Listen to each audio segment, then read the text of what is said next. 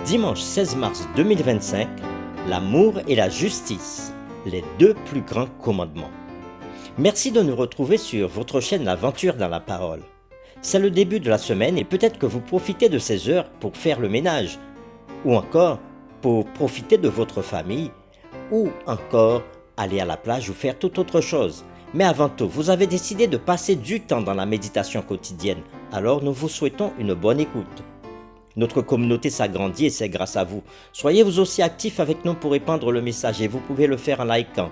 Partagez le lien avec vos contacts. Nous vous invitons à vous abonner si ce n'est pas encore fait pour recevoir les notifications chaque jour et pour un confort d'écoute en continu, nous vous proposons une playlist chaque semaine.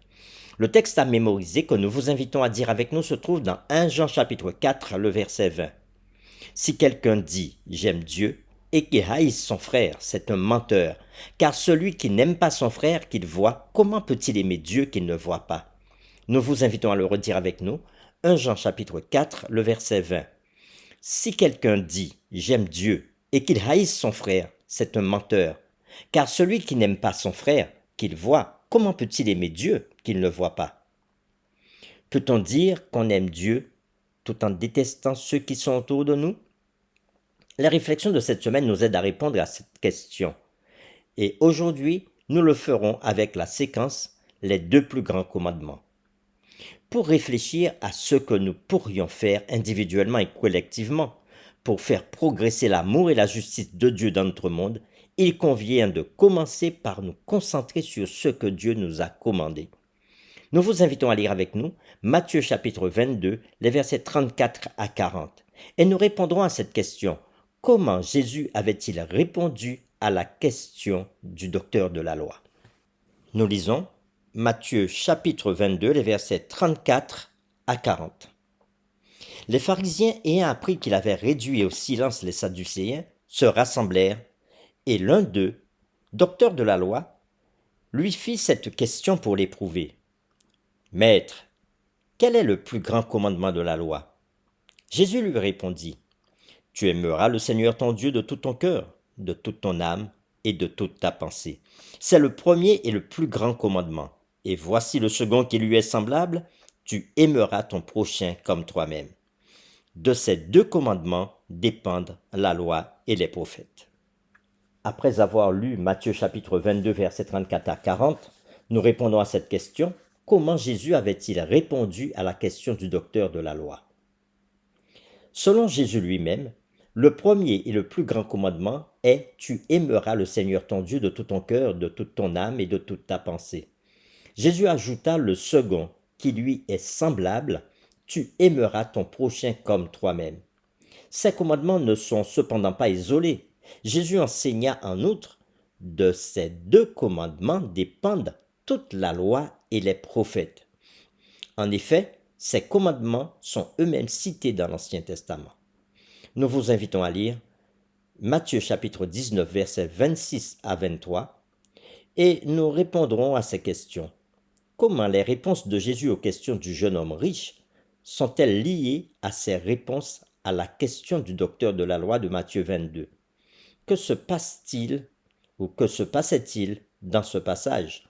Pourquoi Jésus avait-il répondu à ce jeune homme ainsi? Et que devraient nous dire ces rencontres, quel que soit notre rang ou notre statut social? Nous lisons Matthieu 19, versets 16 à 23. Et voici, un homme s'approcha et dit à Jésus, « Maître, que dois-je faire de bon pour avoir la vie éternelle ?»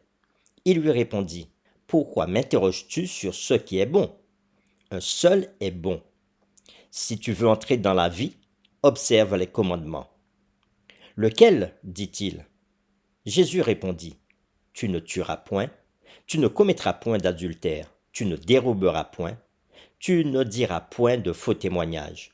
Honore ton père et ta mère, et tu aimeras ton prochain comme toi-même. » Le jeune homme lui dit, « J'ai observé toutes ces choses. Que me manque-t-il encore ?» Jésus lui dit, « Si tu veux être parfait, va, vends ce que tu possèdes. Donne-le aux pauvres et tu auras un trésor dans le ciel, puis viens et suis-moi. » Après avoir entendu ces paroles, le jeune homme s'en alla tout triste, car il avait de grands biens. Jésus dit à ses disciples, « Je vous le dis en vérité, un riche entrera difficilement dans le royaume des cieux. » Après avoir lu Matthieu chapitre 19, versets 16 à 23, nous répondons à ces questions. Comment les réponses de Jésus aux questions du jeune homme riche sont-elles liées à ses réponses à la question du docteur de la loi dans Matthieu chapitre 22? Que se passait-il dans ce passage? Pourquoi Jésus avait-il répondu à ce jeune homme ainsi? Et que devraient nous dire ces rencontres, quel que soit notre rang ou notre statut social?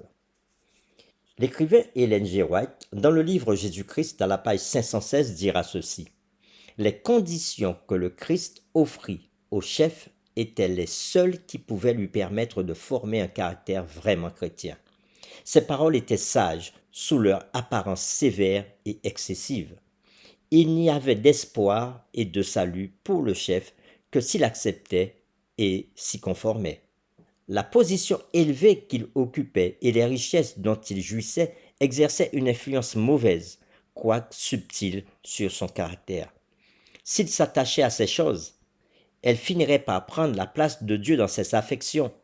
Refuser quoi que ce soit à Dieu, c'était amoindrir sa force morale, car l'attachement aux choses du monde incertaines et indignes de nous finit par absorber toute notre attention. Fin de citation. Pour terminer, réfléchissons à cette question. Bien que nous ne soyons pas tous appelés à vendre tout ce que nous avons, comme ce jeune homme riche, à quoi pourriez-vous personnellement vous accrocher au point que si vous n'abandonnez pas, cela pourrait conduire à votre ruine éternelle? Nous vous invitons à prier avec nous.